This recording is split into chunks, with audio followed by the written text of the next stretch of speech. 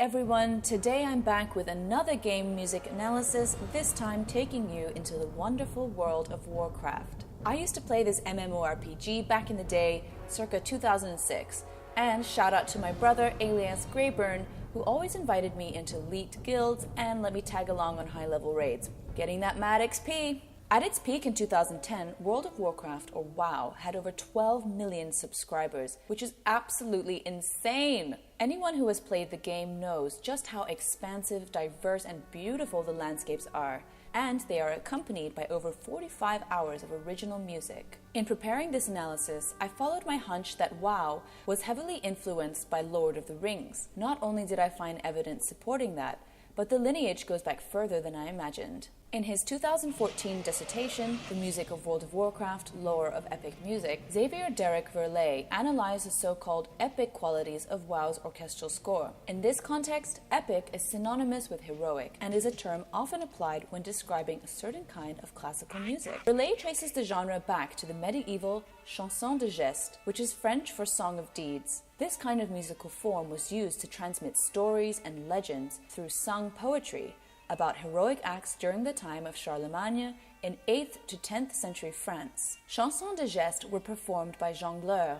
traveling entertainers and precursor to the troubadour. Over the years, chansons de geste got more OTT, often adding embellishments and exaggerations to the historical events they depicted, and eventually fantastical elements like dragons and invisibility cloaks. To cut a long story short, by the 13th century, the form had made its way to Germany, where it found expression in the epic poem Nibelungenlied, aka the Song of the Nibelungs, aka one of the inspirations for Wagner's Ring Cycle and by extension, J.R.R. Tolkien's The Lord of the Rings. In a 2003 piece for The New Yorker, music critic Alex Ross wrote that Howard Shore, the composer for the music of the Lord of the Rings film franchise, managed the, quote, admirable feat of summoning a Wagnerian atmosphere.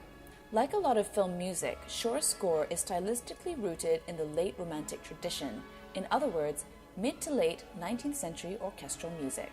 With World of Warcraft resembling the Lord of the Rings in terms of its races such as elves, humans, dwarves, orcs, and the use of archaic stylized language, I don't think it's a far stretch to say that the game's composers who worked on the score collaboratively were heavily inspired by Shore's work.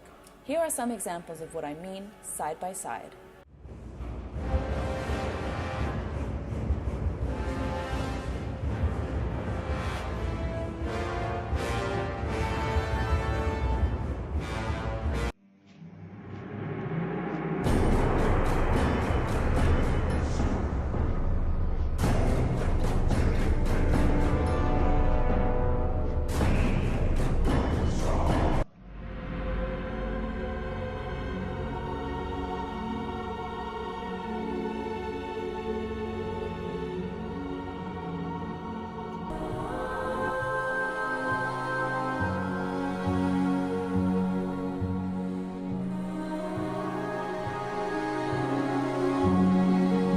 Over 45 hours of music composed for World of Warcraft, I obviously can't analyze it all, so I will instead break down the game's most iconic music, the login screen music.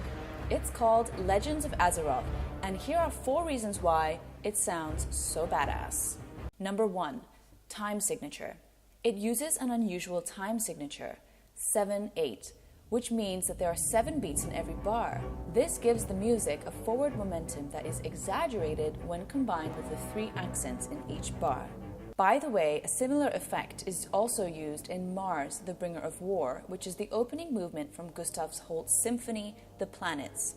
This also inspired John Williams' work for Star Wars. In Mars, the time signature is 5/4, again an odd number which gives the piece a powerful forward momentum. Number 2, instrumentation. Like Mars, Legends of Azeroth makes use of heavy percussion and brass instruments, which both have associations with war and battle. Number 3, dynamics and texture. Dynamics in music basically refers to volume. In the main title, the dynamics begin loud, forte, and makes frequent use of crescendos, which is where the volume increases. Also note how the repeating trombone line calls out like a war call over swirling strings and punctuated by the clash of huge cymbals. Number 4, tonality. The work is in the minor mode, which is what gives it its somber and serious tone. Also, the work doesn't end in the home key, which gives a sense of uneasiness because there's no resolution. Instead, we are left with a sharp, slightly clashing chord followed by ominous vocals.